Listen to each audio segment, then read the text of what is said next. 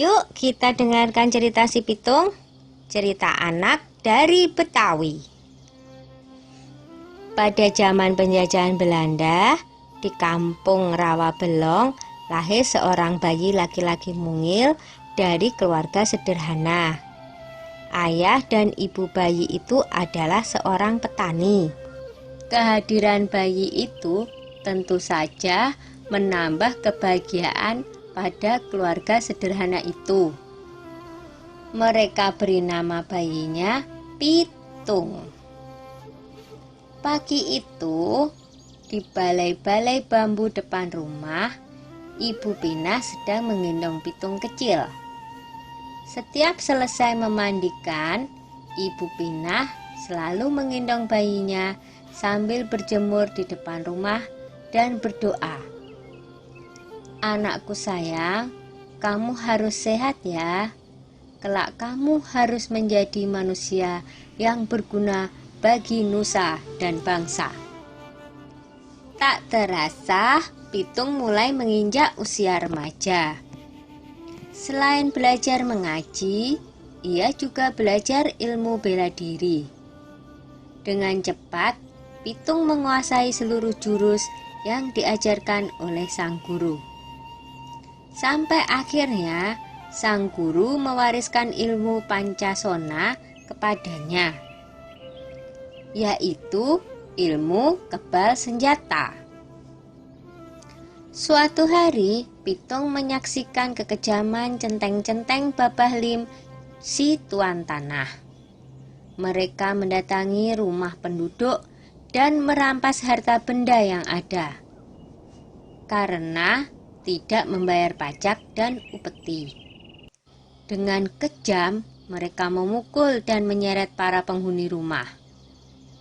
Hati kecil Pitung terpanggil untuk menolong mereka.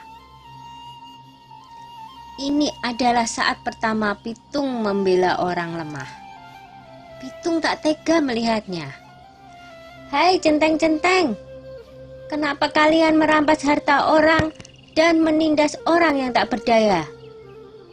Kalau berani, sini lawan aku," tantang Pitung. Mendengar itu, si pemimpin centeng marah. "Hei anak muda, berani-beraninya kau menghalangiku. Rasakan ini," hardiknya kepada Pitung. Pemimpin centeng menyerang Pitung dengan gencar, tetapi Pitung berhasil mengalahkannya dengan mudah. Pemimpin centeng itu roboh dalam 2 jurus. Anak buahnya pun melarikan diri ketakutan. Sejak saat itu, Pitung bertekad untuk membela orang yang tertindas.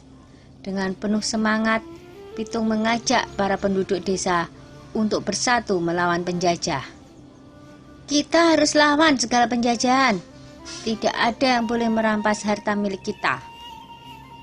Ini adalah tanah kita.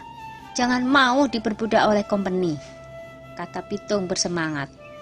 Semua setuju dengan ajakan Pitung. Para tuan tanah dan kompeni menjadi resah. Mereka mengadukan perlawanan itu kepada pemerintah Hindia Belanda. Scott Heine, pemimpin tertinggi di Batavia, memerintahkan aparat untuk menangkap Pitung. Ia menawarkan hadiah besar bagi siapa saja yang bisa menangkap Pitung. Kompeni menangkap Pak Piun dan Haji Niapin untuk memaksa Pitung menyerahkan diri. Mereka dimasukkan ke penjara di Grogol. Berita itu sampai di telinga Pitung. Ia tidak tega dengan keadaan ayah dan gurunya yang disiksa. Pitung membuat perjanjian dengan kompeni untuk menyerahkan diri dengan syarat ayah dan gurunya dibebaskan dari penjara. Pada suatu hari, kompeni membawa Haji Niapin ke alun-alun kota dengan dijaga ketat oleh pasukan polisi bersenjata. Lalu, Pitung muncul seorang diri. Ia meminta agar gurunya dibebaskan dulu. Setelah Haji Niapin dibebaskan, Pitung maju menyerahkan diri. Pasukan polisi membidikkan senjatanya ke Pitung. Tertangkap juga kamu, Pitung," kata Scott Heine kesal. "Hahaha, aku tidak takut menghadapi pengecut seperti kalian," jawab Pitung. Scott Heine marah dan ia langsung memberi tanda kepada pasukan untuk menembak. "Dor, dor, dor!" Pitung pun roboh bersimpah darah. Pitung gugur sebagai seorang satria. Beberapa bulan kemudian, Scott Heine dipecat dari jabatannya karena menembak orang yang tidak melawan ketika ditangkap.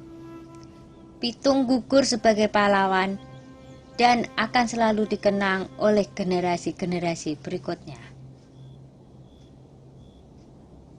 Sudah dulu ya cerita si Pitungnya. Jumpa lagi di cerita lain.